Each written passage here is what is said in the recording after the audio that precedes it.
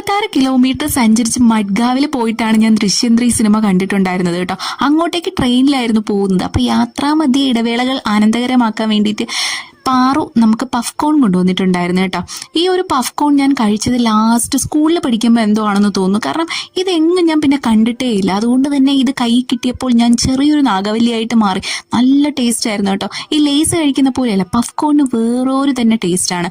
അങ്ങനെ നമ്മൾ മഡ്ഗാവിൽ ഇറങ്ങിയിട്ട് ഫുഡ് കഴിക്കാൻ വേണ്ടിയിട്ട് ഒരു റെസ്റ്റോറൻറ്റ് കയറി കേട്ടോ. മസാല ദോശ കഴിക്കാനുള്ള മൂഡിലായിരുന്നു കയറിയത്. അപ്പോൾ അവർ പറഞ്ഞു 2 കെട്ട നേരം ആയതുകൊണ്ട് തന്നെ ലഞ്ചിൻ്റെ ടൈം ആവാറായി എന്ന്.